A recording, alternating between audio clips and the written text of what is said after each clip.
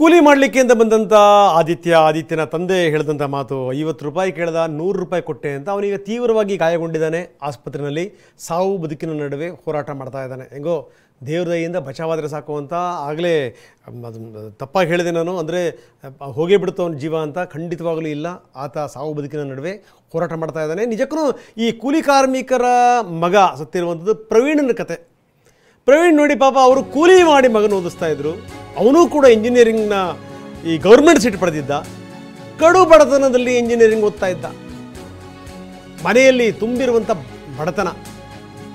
ತಂದೆ ಇಲ್ಲ, ತಾಯಿ ಕೂಲಿ ಮಾಡ್ತಾ ಇದ್ಲು. ಇನ್ನೇನು ಈ ಕಡೆಗೆ ಗಂಡನೂ ಇಲ್ಲ, ಈ ಕಡೆಗೆ ಮಗನೂ ಇಲ್ಲ. ಆ ತಾಯಿ ಸ್ಥಿತಿ ಹೆಂಗಿರಬೇಕು?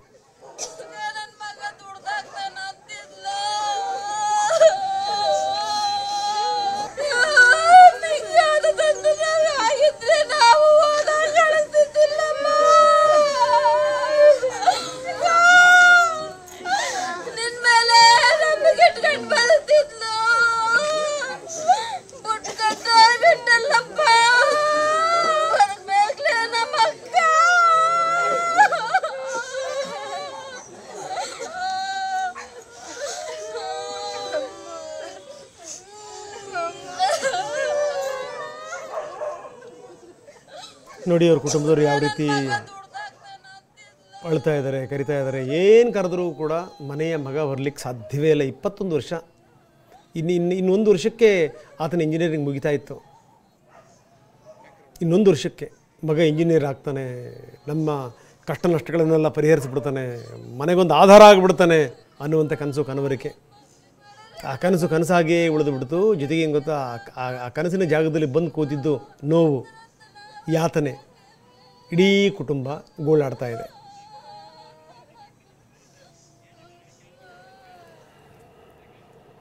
ಇನ್ನು ಘಟನೆಗೆ ಮೋದಿ ಕಣ್ಣೀರು ಮಿಡಿದಿದ್ದಾರೆ. ಇದು ನಿಜಕ್ಕೂ ಇಂಥ ಘಟನಾವಳಿಗಳು ಆಗಬಾರದು ಅಂತ ಮೋದಿ ಹೇಳಿದರೆ. ಪ್ರಧಾನಿ ಆಘಾತ ವ್ಯಕ್ತಪಡಿಸಿದ್ದಾರೆ.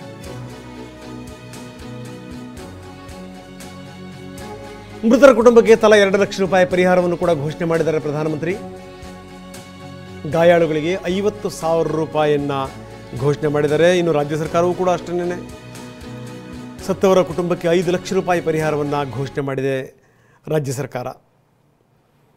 ಪ್ರಧಾನಿ ಮೋದಿ ಈ ಘಟನೆಗೆ ಆಘಾತ ವ್ಯಕ್ತಪಡಿಸಿದ್ದಾರೆ.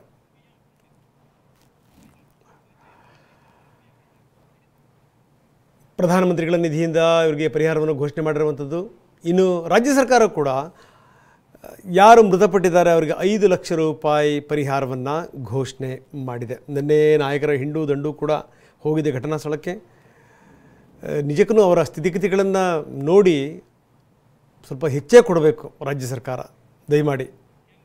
ಯಾಕಂದರೆ ಎಲ್ಲ ಕುಟುಂಬಗಳು ಕೂಡ ಬಡ ಕುಟುಂಬಗಳು, ಸಂಕಟದಲ್ಲಿರುವಂಥ ಕುಟುಂಬಗಳು. ಕೂಲಿ ನಾಲಿ ಮಾಡಿ ಮಕ್ಕಳನ್ನು ಓದಿಸ್ತಿದ್ದಂಥವರು, ಕೂಲಿಗೆ ಅಂತ ಬಂದಂಥವರು, ಅಕ್ಕಪಕ್ಕದ ಹಳ್ಳಿಯವರು, ಸೊ ಎಲ್ಲರೂ ಕೂಡ ಇಂಥವರೇ.